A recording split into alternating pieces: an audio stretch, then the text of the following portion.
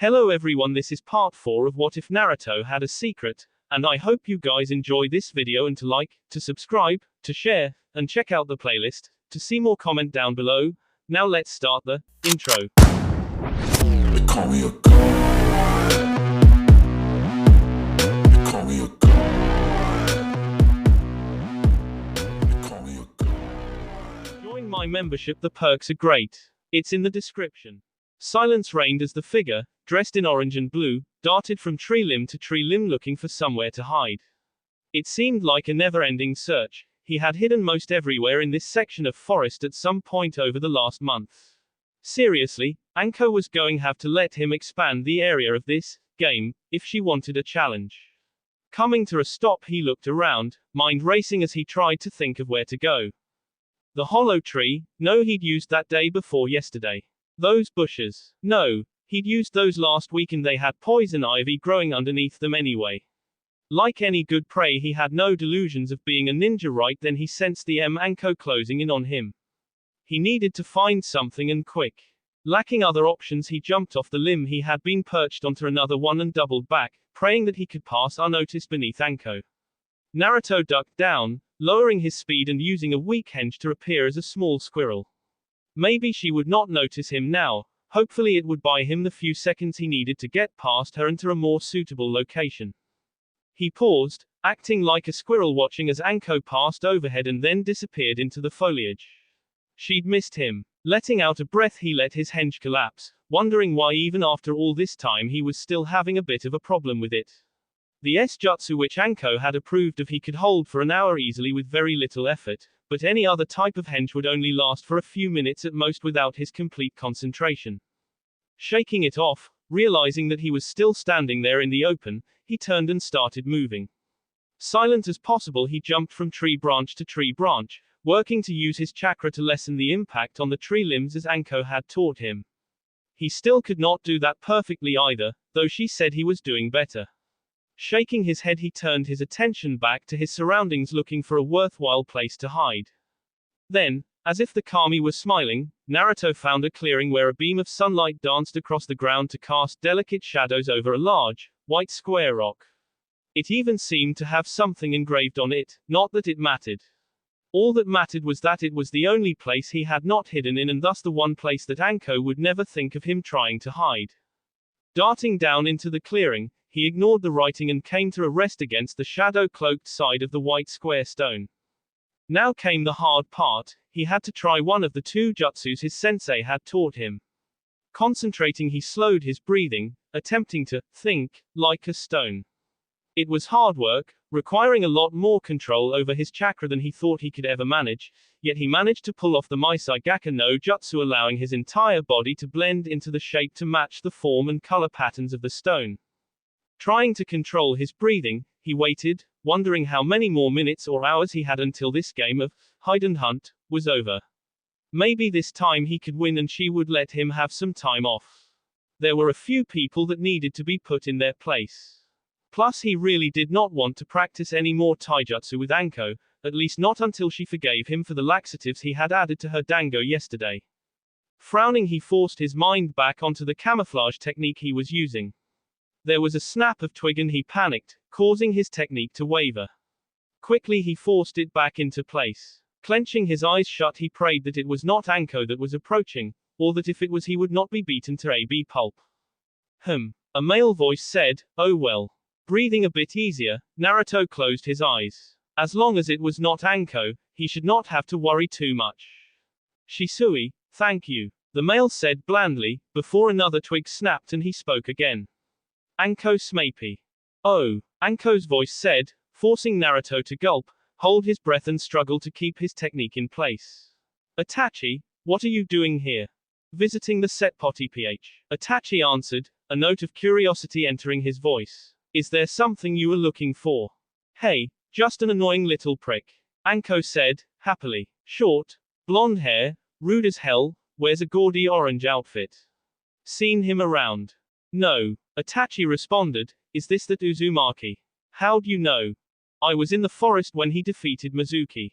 "Ah, well, let me know if you see him around. I need to kick his A." Anko chirped before the sound of her taking off back into the forest reached Naruto. Once he was sure Anko was really gone, the blonde let out a loud breath, then realized that the man was still there. Naruto clenched his eyes, praying that the man had not noticed.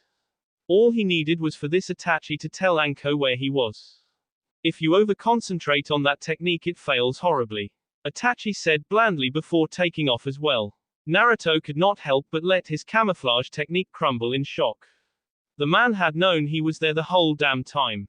Then it dawned on him, Anko had never found him. Yes, he'd win this time for sure. Ha! In your face, you psychotic bee. Naruto muttered under his breath, jumping to his feet. In my face? Anko asked curiously from behind him. Naruto couldn't help but whimper. Anko very was happy, whistling a tune while twirling a kunai around her finger. Today was going to be the day, after a full month of training and tea, today she would collect her promised B-rank mission. Probably something relatively simple considering that this would be the first for Naruto, but nothing too easy. Maybe she would collect more than one, that way when they finished one off she could move them right onto the next. Nah, best take things one at a time. Entering the Hokage Tower, she glanced around and then nodded, heading past the rows of desks and toward the mission assignment hall. The first thing she noted, besides the fact that almost all the male genin were trying to eye her body, was that an awful lot of teams were present. Was there some kind of problem with the mission assignments? Scowling, she continued on her way, not paying attention to a single team as she passed them by. Anko was not one to be denied, she had paid her dues, she had trained Naruto to the best he could achieve in a month, and now she should have her damn mission. Reaching the doors, she found her way blocked by several Anbu members who were casually leaning against the walls, watching everyone.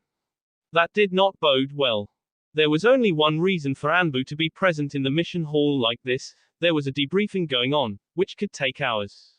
Damn it, Anko muttered, glaring at the doors. Her thoughts were disturbed when the door to the mission hall opened and a harried-looking Iruka stepped out into the hallway.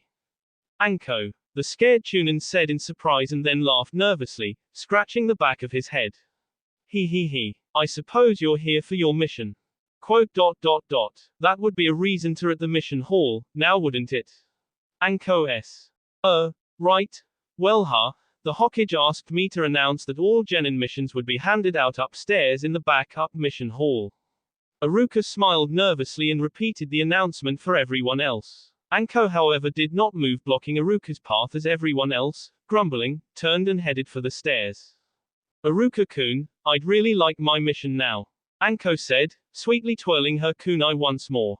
That really wouldn't be fair. I want a mission now, Anko said flatly, grabbing the kunai in mid-spin, eyes narrowed dangerously. Right. Iruka stammered, retreating inside before returning with a stack of papers. Gulping, Iruka quickly riffled through them before producing one and handing it to her. Here. Anko snatched it away, scanning the details, then glared at him, crumpling the paper. No D ranked. B, but you're. Iruka stopped, seeing the way she narrowed her eyes even more. W, we have a few C rank. B, Anko said harshly. I want a B rank mission, like I was promised. B ranked. Iruka repeated before scowling. I'm not giving you a B rank mission, Anko growled, leaning forward threateningly. I want a B ranked mission. Iruka narrowed his own eyes, leaning toward her, holding his ground. No. If I don't get one, I am personally going to show you how exactly to skin someone alive, Anko promised, malice and intent radiating off her. I am not giving your team a B ranked mission, Iruka said, lifting his chin defiantly. Why not? Anko asked, her voice still threatening. She would have loved to shove a K through his T and just take the mission herself, but that would be noticed and she really did not feel like getting B. Naruto couldn't possibly be ready for one, Iruka answered steadily. Besides which, we don't have any B-rank missions right now. I know my teammate better than you. If I say he can handle B-ranked, he can handle one, Anko stated, evenly leaning back to glower at the scared Chunin, surprised that he would actually have enough backbone to stand up to her. We might have one at noon, Iruka said slowly, not breaking eye contact with her. But you will have to get it from the Hokage directly. I will not assign it. Fine. Anko said, then smiling turned and walked away whistling and twirling her kunai once more. The sun shone bright in the sky as errant clouds drifted across the vast expanse of blue. It was the sort of afternoon could be said to have inspired the notion of the midday nap. Near the edge of a training area, resting on a sloping bed of comfortable grass, was a dark-haired boy. With his arms behind his head and legs crossed near the ankles, he looked for all the world like he was sleeping. Indeed, this could be given further credence by the fact that other than a few bird songs, the only noise was the near-sleep rhythm of his breathing. A casual observer might even think that this child was some sort of master in the art of relaxation, so perfect was the setting and all indications of concern and anxiety completely absent from his body. But then, even the thunderheads at the edge of a thunderstorm will appear serene when viewed from a distance. Stifling a yawn, the boy stared up dispassionately at the thin wisps of clouds overhead, wondering as always why clouds could have such trouble-free lives. Cloud watching had always been one of his favorite pastimes, a welcome relief for a lazy child from his daily tasks. However, these days the boy's mind was so troubled that even this beloved escape could not help. In Shikamaru's life, up to this point, two things had been discovered that could truly motivate this notoriously lazy child: his mother's anger and the welfare of his friends. Just over a month ago he had, in a moment like this, reflected upon his future and correctly predicted that his graduation from the Ninja Academy would reduce his exposure to the first of these forces. Not that his mother treated him any differently, now he simply had a better reason to avoid home. He had not, however, anticipated the effect graduating would affect the second. For some reason the fates, in their infinite wisdom, had decided to assign him to a team of fellow genin, made up of two pliant introverts and a sensei whose laziness rivaled his own. He felt a mixture of annoyance and relief when he considered his teammates. One was Akamaiki Choji, whom he had known since he was a child and who he considered his closest friend, yet Choji rarely expressed interest in her opinions on anything non-food related. The other was Hyuga Hinata, a girl so timid, shy and apparently insecure that her voice never rose above a whisper. As for their sensei, Sarutobi Asuma, the man expressed a firm instructional belief that the best way to teach was to leave his students to their own devices, allowing them work through situation on their own and thus learn from the mistakes they made. Shikamaru had to admit that he was impressed by the Jonin's cleverness. This, sink or swim, pedagogy left the lazy man with very few responsibilities, only requiring him to become directly involved with his students if the situation absolutely necessitated it. From what Shikamaru had seen, a situation meeting his sensei's requirements for intervention would probably mean the near imminent death of at least one of his teammates. Because of this, Shikamaru, who had always desired a simple life and would have been quite content as a baker or a storekeeper if only explaining the decision to his mother would not have been so troublesome, found himself as de facto leader of his genin team. Damn it, he thought to himself, allowing his concentration to momentarily slip as a string of colorful curses drifted through his mind. Why couldn't a more natural leader like Shino have been put on his team? Or even one of those bossy, noisy girls, Sakura or Ino. Either of them would have leapt at the opportunity to tell people what to do. Instead, during his precious cloud watching time, he was motivated, compelled even, to think about his team's strengths and weaknesses and to try to devise ways to ensure that none of them would be hurt or killed during their missions. Grinding his teeth, Shikamaru began thinking through methods that they could use to signal each other without risk of detection. Needless to say, his mood grew steadily darker. Why did he have to be the leader? This train of thought was interrupted by an overly loud voice calling his name. Shikamaru lifted a hand in front of his face to block the sun and stare up at a grinning blonde dressed in orange. Naruto. While not the most bothersome thing in the academy, the orange-clad boy had definitely been within the top 10. Oi, Shikamaru, what are you doing out here alone? Naruto asked, happily plopping down beside him. Sighing, Shikamaru looked back at the clouds. Asuma-sensei said to meet here. Huh, for training? Naruto asked, reclining beside Shikamaru, his hands behind his head. I'm getting sick of it, all this damn training. I mean, I thought we were done learning things after the academy, you know. Shikamaru closed his eyes, manfully repressing his groan. If only Asuma spent his time training, and then maybe he would not need to worry so much.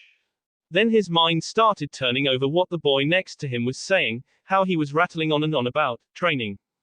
Wait, Naruto did not have a team, how could he have a sensei and be training? This is troublesome. Shikamaru said finally, see the blonde off at last. Naruto, everyone knows you don't have a team or a sensei. Pretending that you do and that you are continuing your career as a ninja is pointless. I'm not pretending, Naruto shouted, sitting up quickly glaring down at him. Anko's insane and maybe trying to K me, but she is still my sensei and teaching me stuff. All this damn taijutsu, and weapons, and chakra control training. Sighing again, Shikamaru closed his eyes, wondering why the fates had devised a new way to tee him this morning.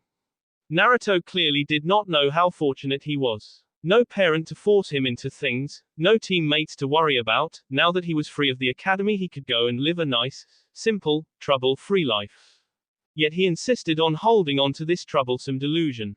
Naruto, first, I've never heard of this, Anko, and second, if you really had graduated from the academy, you would have a team and would have been on several troublesome missions by now. I did, huh? Shikamaru let out a heavy breath, opening his eyes. Obviously it would fall to him to try and get this boy to understand a simple matter. Everybody has been going on missions for the last month. Basically just D-rank ones now, little errands and tasks around the village, but I expect that they will get more troublesome soon. A bit of apprehension crept into his voice at the end just thinking about his team on such a mission. As troublesome as it is, they are required.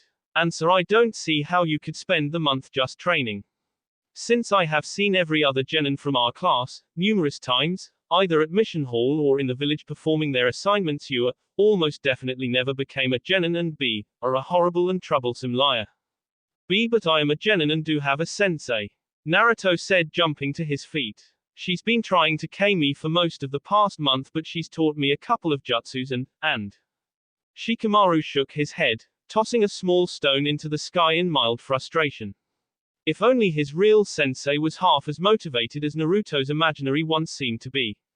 This entire morning was proving to be much too troublesome. Quote.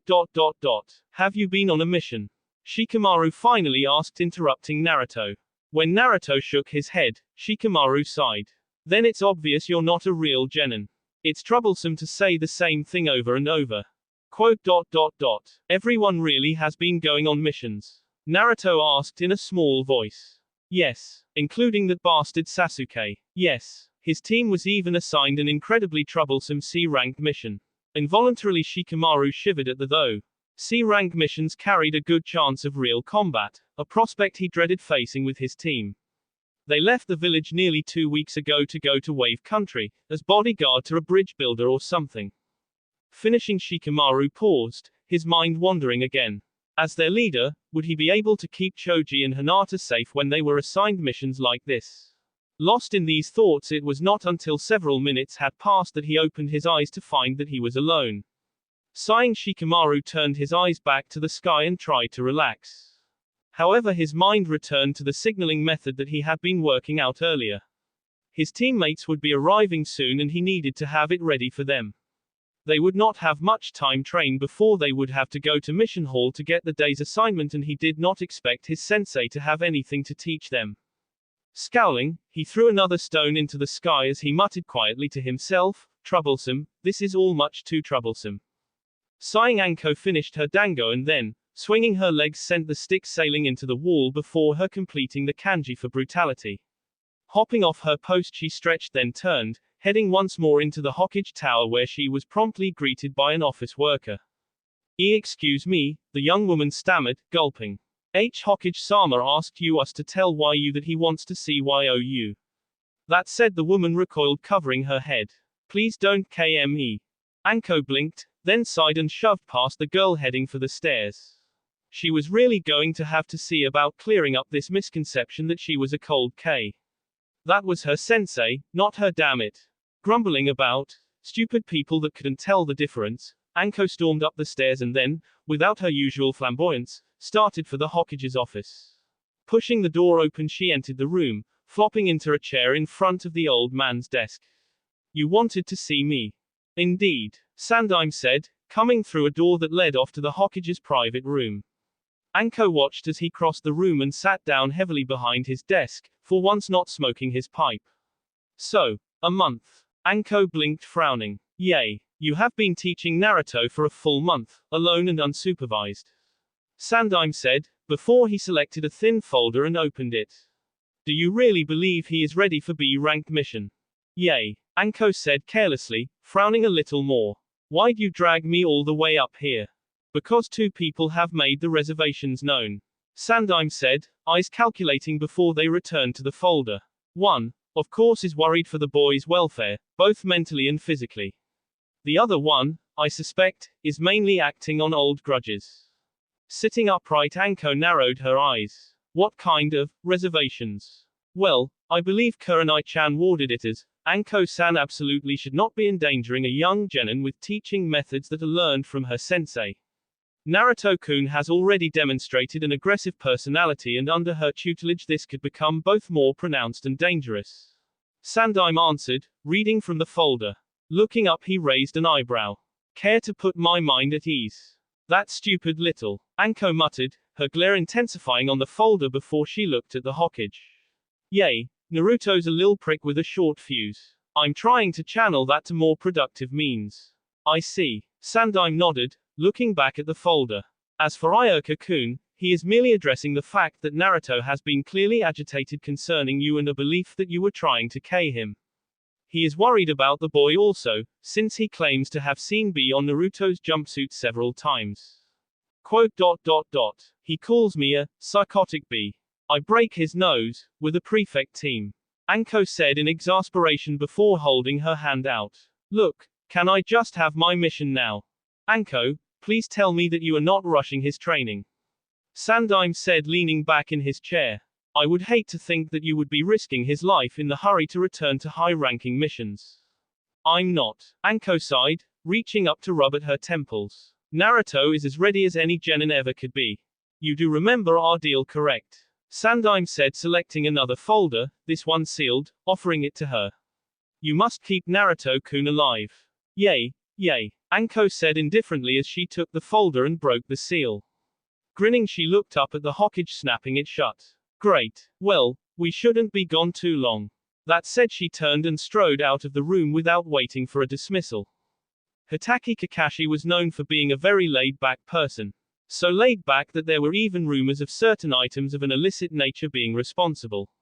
The simple truth was, Kakashi was a laid-back person much the same way that the Sandaime was serious and Naruto, the infamous trickster of the village, was loud. So items of an illicit nature, were not involved. Unless you counted Ika Paradise as such. Kakashi still burned in a suppressed fury just remembering what it was like to have his precious book snatched away from him. That, however, is beside the point. What is the focus currently is that he is a very laid-back person. That was at least until he heard Anko's plans from a still nervous Iruka, thus now he was every inch the Anbu commander that he was supposed to be. His precious book had been put up, his voice had become a bit rougher, more commanding. An Anbu had been dispatched immediately to keep an eye on Anko's genin while two others watched her. Orders had been to observe and delay if needed until Kakashi could consult with the Hokage. This had proven more difficult than expected, since the Hokage's Anbu bodyguards had lost track of him. Then again, according to all of Kakashi's predecessors' accounts, it was almost a requirement that a Hokage could disappear on them without notice. After all, they were Hokage for a reason. Still, Kakashi managed to track the Sandaime down, finally. Kakashi found him standing on top of the Hokage tower, staring up at the face of the Yondaime, his red and white robe fluttering around him. How the Anbu acting as his guards had missed that he had no clue. Kakashi made a mental note of checking their credentials once more. With an extra burst of chakra, he leapt up the side of the building, landing behind the Sandaime, who did not even look around at his sudden arrival. Hokage-sama. What is it, Kakashi-san? Standing upright from Kakashi approached the Hokage, his voice uncharacteristically serious. I received word that you gave Anko-san a B-rank mission. Ah, the Hokage said, then remained silent before speaking again. Yes, I did. May I ask which one was it exactly? The diplomatic mission to the country of grass. Sandaime replied tiredly. Iruka said that the daimyo's ambassador is already at the rendezvous point, with his samurai bodyguard and Kasigi Ryo, the daimyo's 3-year-old daughter. This could prove problematic. Kakashi said. He was a tad lost. Why only 2 ninja? Not just any 2 either, but Naruto and Anko. Why would the Hokage want an unstable ninja and an equally unstable genin to take the mission? It sounded like a very important, very delicate and dangerous mission. There was no logical reason for the Hokage to want him to take the mission. Unless, the Hokage knew something he didn't, or at least believed he knew something that Kakashi didn't. Have you ever wondered why exactly the Yondaime was found in that nursery? Sandaime inquired in a tired voice. Sensei was always strange, Kakashi admitted, raising an eyebrow. What did this have to do with Anko's antics? I have been wondering lately, there are some things that just do not add up. Sandaime muttered, finally turning to stare at Kakashi. Let her and Naruto handle the mission, but add whatever Anbu detail you think would be best. Just make sure they understand that they are to be an unseen and unnoticed presence, not to become involved unless there is no other option. Hokage-sama. This way we get both Naruto and Anko out of the village. Sandaime snickered. Peace at last. Kakashi felt all of his seriousness melt away as he watched the powerful man disappear into the building. Well, better inform the others. Reaching into his pouch he produced the headset. Kakashi to surveillance on Team Anko, stand down. When he received confirmation he glanced up at his old sensei, then shook his head, walking to the edge of the building.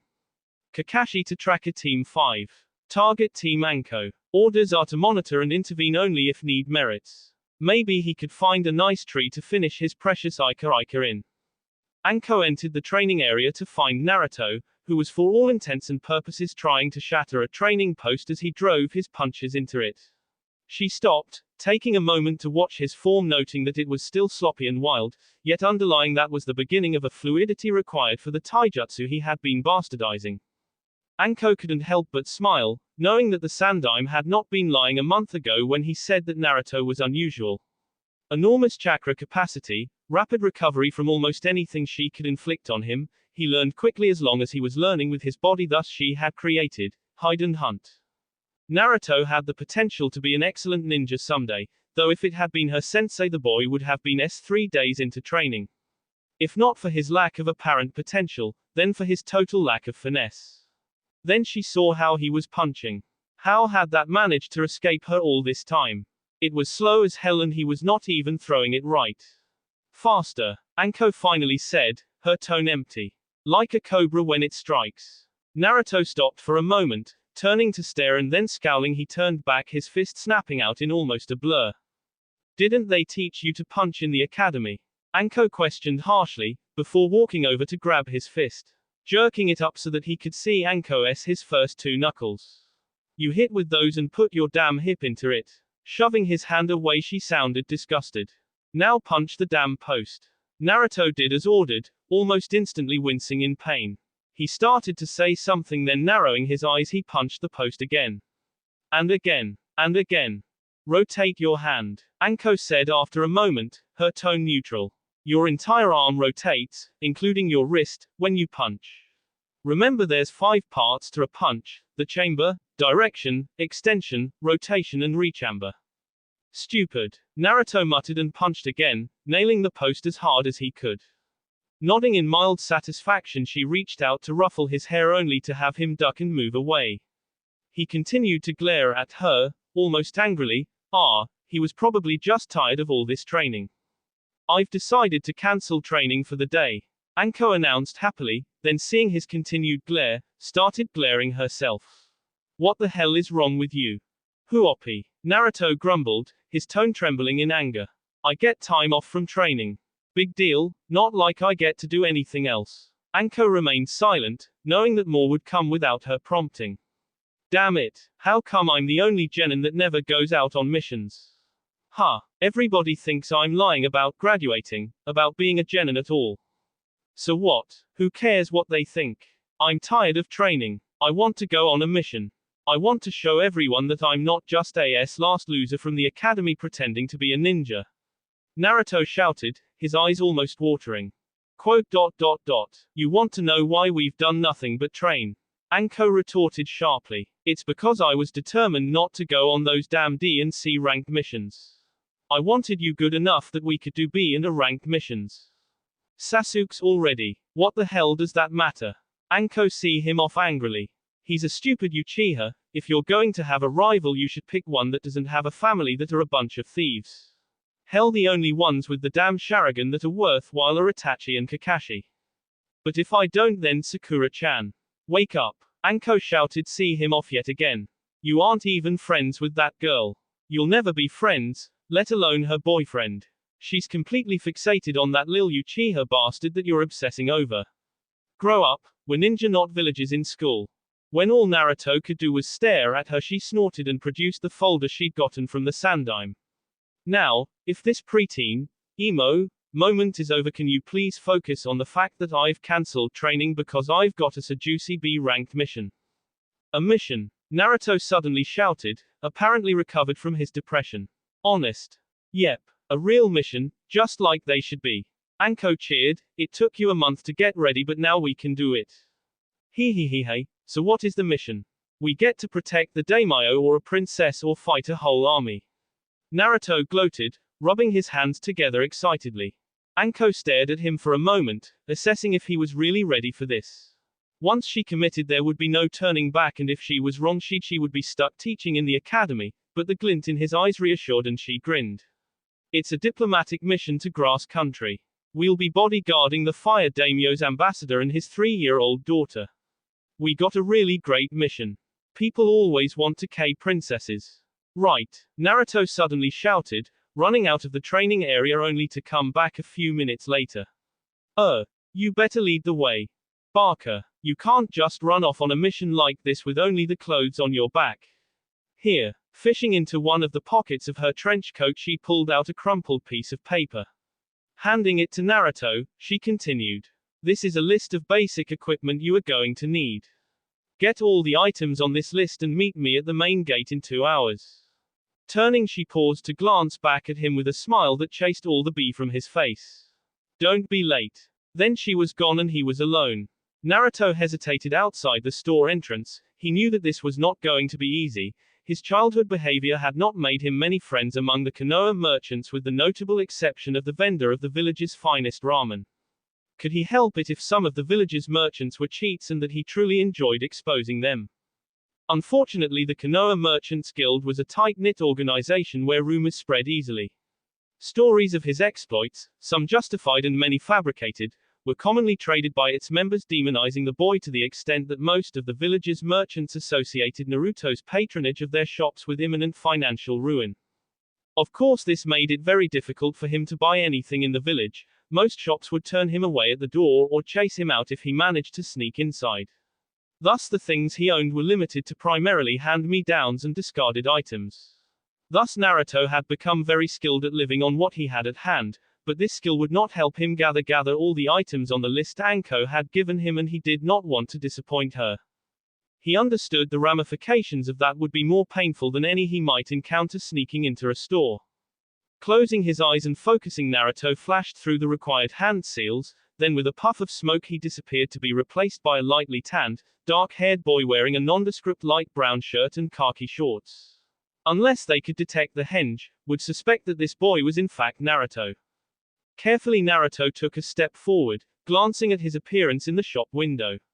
He had never been good at henge, and even though his skills had improved through his training with Anko, it still took a tremendous amount of concentration for him to maintain the technique. Any momentary break in his focus would cause it to fail immediately. Taking a breath, Naruto entered the shop, very careful to make sure that he did not trip over or bump into anything. The room he entered was huge, a giant warehouse, containing every sort of ninja equipment imaginable, all shelved or hanging in neat aisles. Naruto wanted to curse. It would take hours for him to find everything on Anko's damn list. Even if by some miracle he could hold his henge that long, Anko would undoubtedly find and K him for being late long before he gathered everything. Hello. Welcome to Nin Mart, sang out a perky, cheery, high-pitched voice from behind him, which caused him to jump. He felt his henge waver but managed to keep it intact. Turning slowly, focusing on maintaining his henge, his gaze met a brightly dressed teenage sales girl who clearly possessed more enthusiasm for her job than any sane person should. Can I help you find something? Tentatively, Naruto handed her the list that Anko had given him. Scanning it, she frowned ever so slightly, eventually glancing up at the boy in question. This is quite a list. What sort of budget do you have for this? Naruto, in response, pulled out his bulging frog wallet Gama-chan.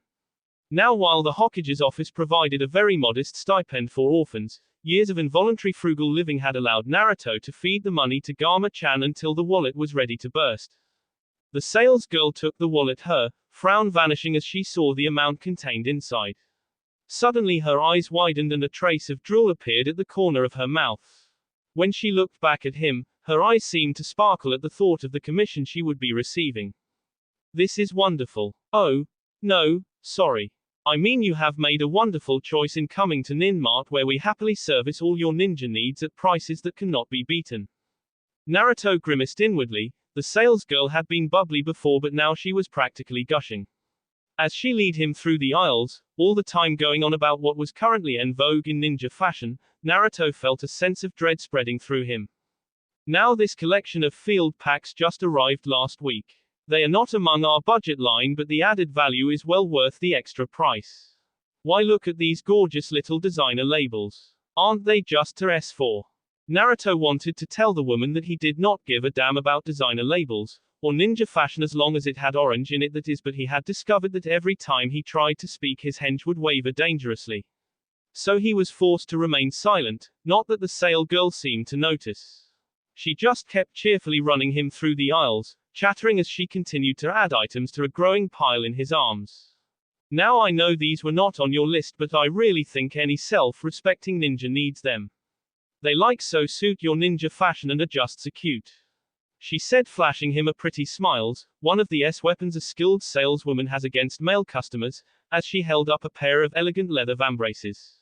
A pair of elegant leather vambraces, with metal studs interspersed within a flowery paisley pattern.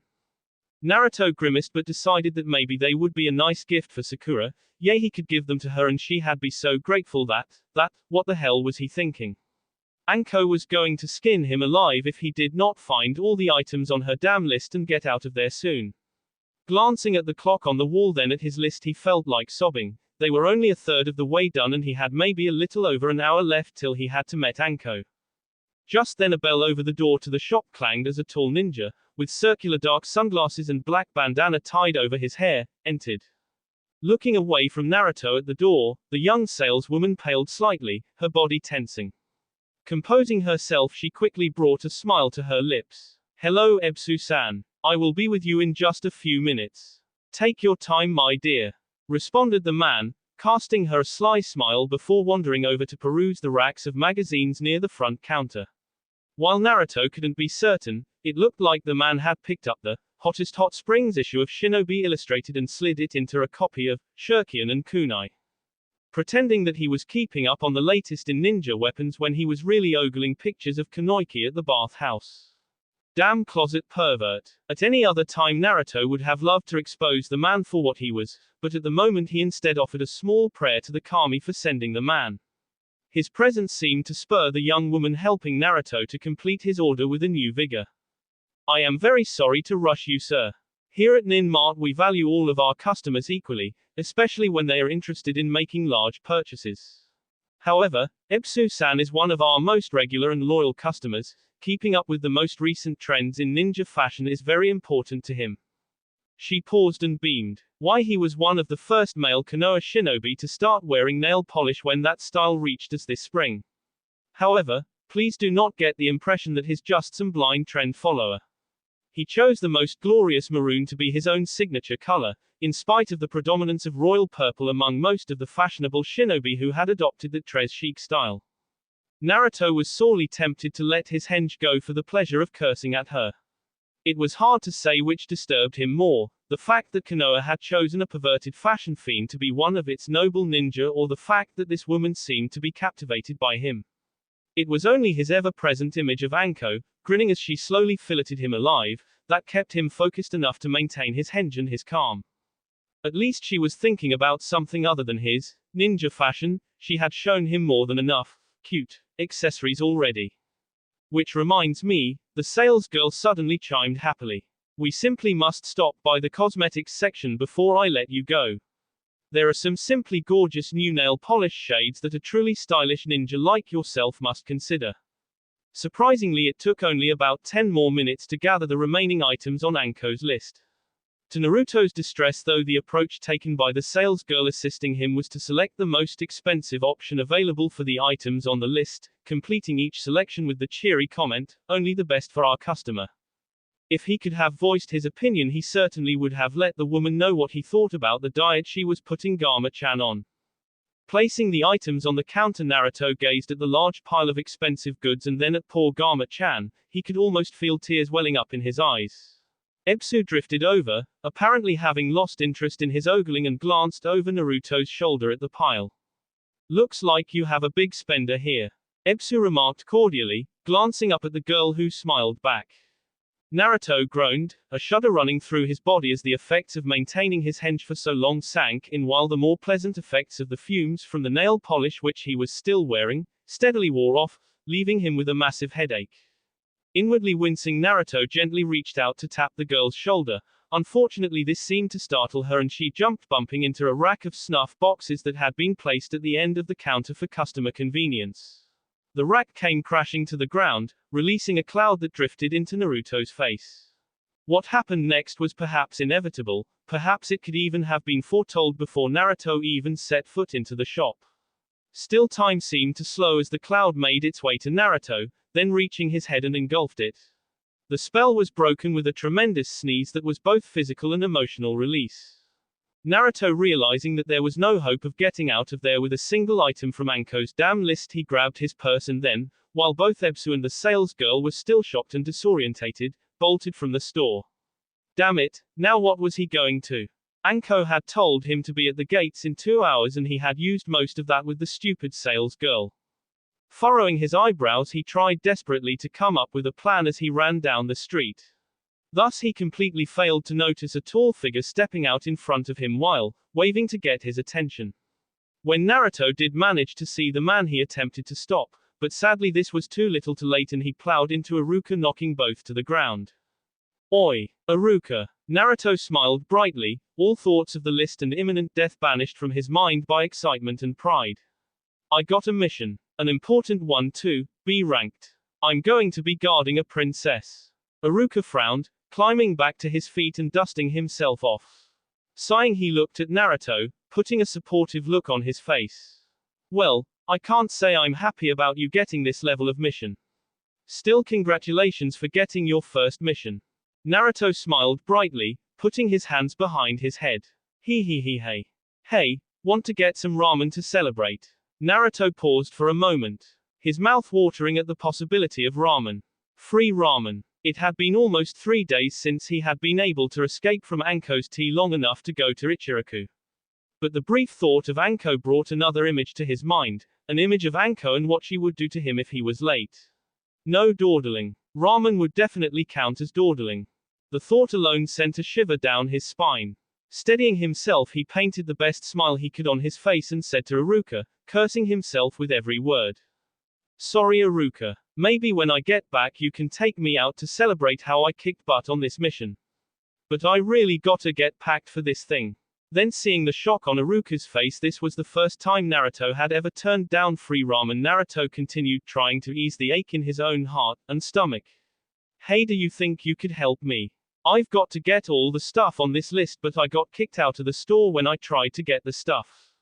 Iruka hesitated for a minute, then, glancing at Naruto suspiciously as if he could not believe he was really Naruto, took the list and scanned it. Naruto was an expert at reading Iruka's facial expressions. He noted the signs of the teacher remembering something from his childhood and then the look of understanding. Thus he was not surprised when the scared man reached out and ruffled his hair. "I think I can probably help you with most of these. The academy keeps a supply of field kits for training purposes, and I'm sure the Hokage wouldn't mind if I lent you one for this mission. Just try to take good care of it, okay?" Naruto could not help but feel hope flood through him, and growled. Anko might not kill him after all. "Of course, Iruka-sensei. You can trust me. Good," Iruka said after a moment, his own lips twitching at something funny. "Meet me at the academy in about 20 minutes. In the meantime, you better do as Anko said on this list and get some decent clothes that have not been LTS and smell like they've never been washed." Naruto laughed at that and then took off for his source of all things orange and jumpsuitish. Oi, Shikamaru. The dark-haired genin groaned as he saw Naruto moving towards them. Had his day not been troublesome enough? First, this noisy blonde had disturbed his already disturbed cloud-watching time, then he had to train his teammates, which was followed by yet another very troublesome D-rank mission that had once again been completed successfully. Since it was their 12th such mission, Asuma had offered to take them to a Korea barbecue, Choji's choice, instead of the normal, strategy session, at the shogi parlor. Personally, Shikamaru would rather go to the shogi parlor than to a social event with his teammates, but Choji was so enthusiastic about the barbecue that protesting just seemed much too troublesome. It now appeared that Naruto was preparing to create an even more troublesome situation. Despite this distracting annoyance, Shikamaru still noticed the way that Hinata blushed and moved to hide as the blonde in question approached them. Sighing, Shikamaru scowled at Naruto, wondering why he ever bothered with trying for a peaceful life when the fates apparently enjoyed forcing him into troublesome situations. What is it this time, Naruto? The genius asked blandly when the blonde had stopped walking. I'm going on a mission. AB ranked 1 even. See, I'm a real genin. Naruto said smugly, smiling brighter than ever. Shikamaru winced. Apparently the blonde's delusions were at it again. Why did it always fall to him to fix these things? Naruto, when are you going to accept the fact that you are not a genin? Besides, if you are going to go around making up stories, at least try to make them believable. B-ranked missions are restricted to Chunin and Jonin. There is no way that they would let a genin do one. But it's true. Naruto protested. Shikamaru shook his head. Maybe he should ask Asuma to report this to the Hokage. It appeared that Naruto needed some professional help. Then he felt a presence, that had not been there a second ago, directly behind him. Actually, he is a genin about to go on a B-ranked mission. A voice whispered in his ear, the warm breath tickling him. And he is going to have some extra special taijutsu training when we get back, unless he can give me a very good reason for not meeting me at the gate when I told him to. Shikamaru felt his mouth going dry, watching as Naruto's face turned pale and his smile disappeared faster than a snowball in a fire.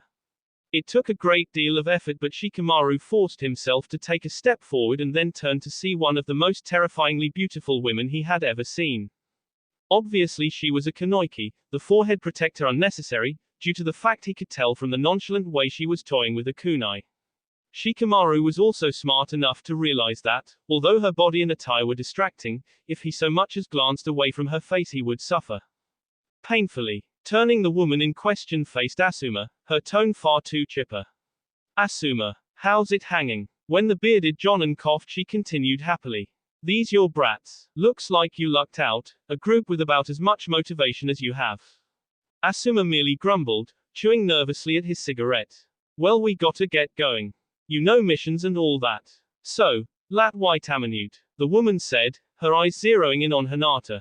Well, I'll be damned. Seems that my little runt's got an admirer, and a main branch Hyuga even. What the hell are you talking about, you psychotic bee? Naruto yelled, apparently having recovered from his temporary fear. Shikamaru barely heard the noise of the throw, and then he winced as the ringed end of a kunai bounced off Naruto's forehead protector, silencing him. What disturbed him most was how the woman had not even glanced at Naruto. Anko, it seemed, was more interested in Hinata, even going so far as to move so that she was behind the girl with her arm draped around Hinata's shoulders.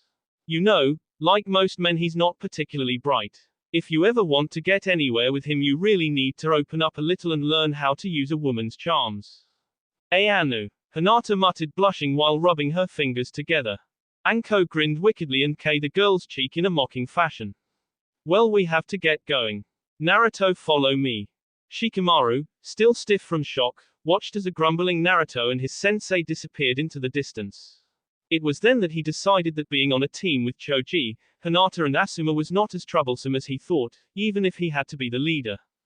Things could definitely be a lot worse. Anko smiled, keeping a brisk pace up, happy to see that Naruto was keeping up with her and that he had decided to forego bugging her about what she did earlier and instead start chattering away about what the border was like and other stupidities. Like what kind of people they'd have to fight. We'll probably have to fight some missing nins hired for the job, but it's no biggie.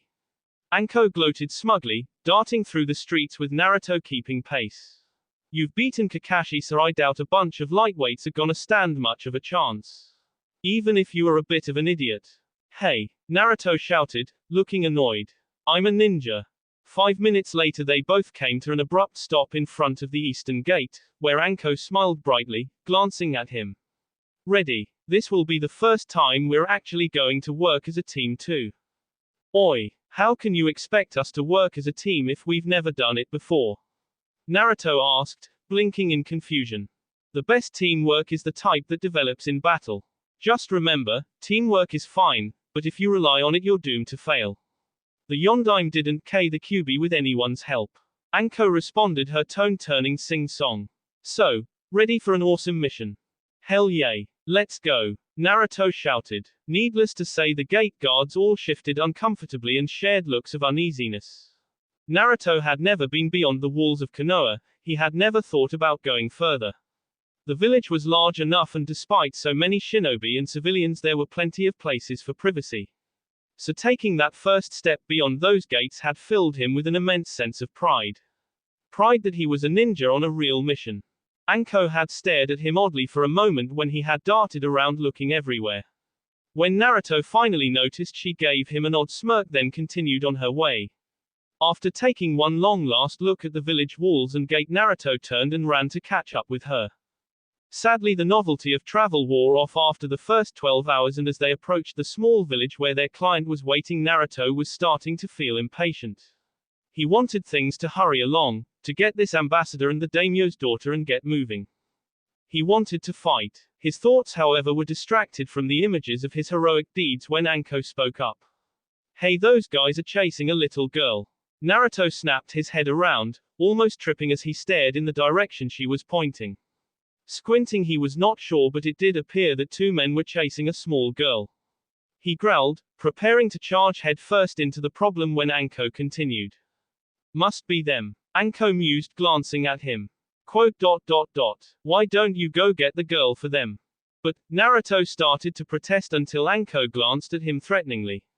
Gulping, he took off. Anko had long ago taught him that she was far from a pleasant person when questioned. He was not thrilled by the prospect of having to deal with a brat. Still, best to capture her now before Anko skinned him. Lifting his fingers, he narrowed his eyes. Kage Bunshin. Seconds later he had 5 Narutos who all reluctantly darted forward in a desperate attempt to grab the girl for the samurai. Amazingly, she proved quite nimbly, avoiding all of their attempts at capture. Got you. One shouted, making a mad dive only to slip and skid past the girl, crashing into a couple of samurai. Damn it. Another shouted as he too made a dive, only to fall short and face first into the ground. No. Get out of the way. Growling, Naruto pushed the sleeves of his jacket up and made a mad dash for the child, tackling her. She screamed at the assault as the momentum carried them both off their feet, with Naruto doing his best to shield the small girl as they rolled. Gotcha, Naruto said with a triumphant grin, as they came to a stop. Seconds later the girl started biting and kicking. Ouch. You stupid, Naruto shouted, trying to free himself from the wild child. Thankfully he was rescued by one of the samurai his clone had toppled over, who reached down to lift up the girl up and tuck her under his arm. Recovering, Naruto sat up, glaring at the irate-looking girl. Geez, why me? Please excuse Ryo-hime. She's a bit of a handful when surprised. The samurai dressed in red and black offered with a bow. I am Yoshinaga, thank you for helping us. Quote. Yay, you're welcome. Naruto muttered, climbing to his feet, glaring at the red-headed girl who was glaring at him. The blonde boy stuck his tongue out, blowing a raspberry for the sheer principle of it. Naga-san, please give Ryo-hime to her maid. A man, dressed in rather nice robes, called from across the field, where Naruto was annoyed to see Anko smiling sweetly at him. His annoyance turned to anger when the man continued, his voice brooking no argument. Also make sure that young man knows he is to stay at Ryo-hime's side at all times. It appears that she shall be your responsibility.